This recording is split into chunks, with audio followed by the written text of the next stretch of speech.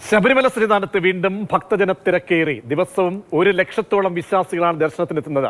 തീർത്ഥാടകരുടെ വാഹനം വഴിയിൽ പിടിച്ചിട്ടതിനെ ചൊല്ലി ദേവസ്വം ബോർഡ് അംഗവും പോലീസും തമ്മിൽ തർക്കവുമുണ്ടായി.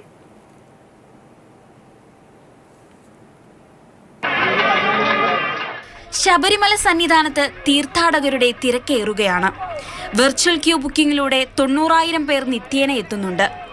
കാനനപാതയിലൂടെയുള്ള അയ്യപ്പ ഭക്തരുടെ വരവും സ്പോട്ട് ബുക്കിംഗും കൂടി ചേരുമ്പോൾ തീർത്ഥാടകരുടെ എണ്ണം 1 ലക്ഷത്തോളമാവുന്നു. ഇന്ന് രാവിലെ മുതൽ കനത്ത തിരക്കാണ്. ഉച്ചയാവുമ്പോഴേക്കും 1/2 ലക്ഷത്തോളം പേർ ദർശനം പൂർത്തിയാക്കി.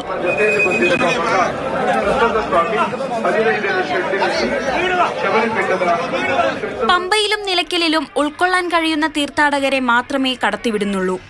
തീർത്ഥാടക വാഹനങ്ങൾ വഴിയിൽ പിടിച്ചിട്ടതിനെ ചൊല്ലി പെരുന്നാട്ടിൽ ദേവസ്വം ബോർഡ് അംഗം അജികുമാറും പോലീസും തമ്മിൽ തർക്കമുണ്ടായി. തിരക്ക് നിയന്ത്രിക്കാനുള്ള നടപടികളെ ചോദ്യം ചെയ്ത അജികുമാറിന്റെ നീക്കത്തിൽ പോലീസ് ദേവസ്വം ബോർഡ് പ്രസിഡന്റിനെ അതൃപ്തി അറിയിച്ചു. கிட்டத்தட்ட ஒரு 1.5 மணி நேரமா நிக்கிற சாமி. இங்க எது ஹோட்டல் கீட்டல் எதுவுமே இல்லைங்க. கொஞ்சம் தூரம் வெளியில போனா தான் ஹோட்டல் பார்த்தா சாப்பிடணும். சின்ன பசங்களா இருக்காங்க, ரொம்ப நேரம் வந்து இங்க என்ன பண்றாங்க, வெயிட் பண்ண வைக்கிறாங்க டோக்கன் போட்டு. இது வரைக்கும் இது புதுசா இருக்கு. இது வரைக்கும் இந்த மாதிரி மடக்கி நிப்பாட்டம் தெரியல. நாங்கள் வந்து 3 நாள் ஆகுது. ஏன் நிற்கிறோம், எதுக்கு நிற்கிறோம் எங்களுக்கே தெரில. இது மாதிரி தான் நாங்கள் அடுத்த வாட்டில் மாலைக்கு வரதா என்னென்னு அப்படி ஒரு சம்பவம் ஏற்படுது. കലഞ്ഞൂർ, പത്തനംതിട്ട ഇടത്താവളം, പെരുന്നാട്, കൂനങ്കര, ലാഹ എന്നിവിടങ്ങളിലാണ് തീർത്ഥാടകരുടെ വാഹനം നിർത്തിയിടാൻ സൗകര്യമൊരുക്കിയിട്ടുള്ളത്. ഭക്ഷണവും വെള്ളവും കിട്ടുന്ന സ്ഥലങ്ങളാണിത്. അതേസമയം വ്യാപാരികൾക്ക് കൂടുതൽ കച്ചവടം ലഭിക്കാൻ തീർത്ഥാടകരെ പോലീസ് ഇവിടെ അധിക സമയം നിർത്തുകയാണെന്ന് ദേവസ്വം ബോർഡ് അംഗം അജികുമാർ ആരോപിച്ചു.